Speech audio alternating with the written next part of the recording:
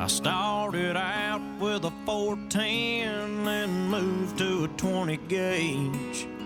Every squirrel and rabbit in Dallas County knew my name.